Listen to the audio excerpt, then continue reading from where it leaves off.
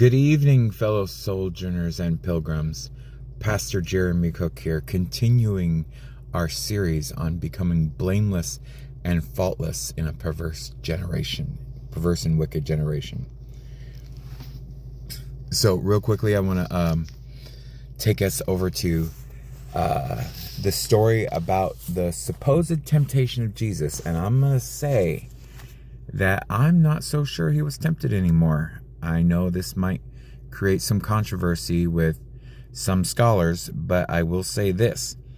So Jesus is in the wilderness now, and now when the tempter came to him and said, "If you are the Son of God, command that these stones become bread." Matthew 4:3 and 4. He answers, says, "It is written, man shall not live by bread alone, but by every word that proceeds from the mouth of God." And then again, Satan shall tempt him to say, "Hey, just throw yourself off a cliff and the angels will protect you and you won't let your foot dash against a stone." Jesus said to him, "It is written, you shall not tempt the Lord your God." He doesn't say he was tempted. He just says, you shall not. You shall not.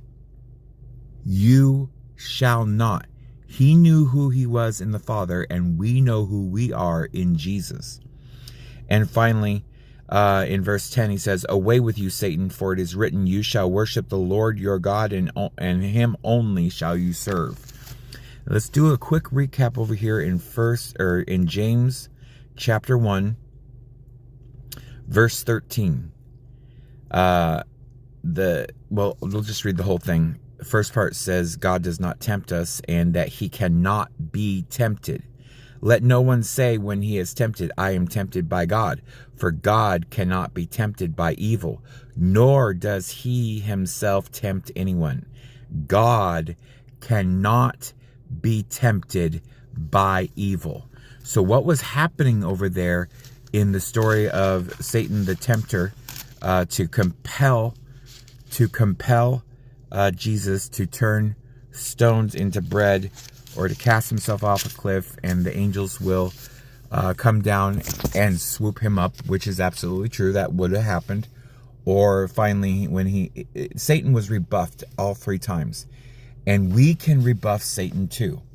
Okay, real quickly in chapter 4, verses 7 and 8. Or let's see, 7 and 8. James 4, 7 and 8. Therefore submit to God, resist the devil, and he will flee from you. Draw near to God, and he will draw near to you. Cleanse your hands, you sinners, you purify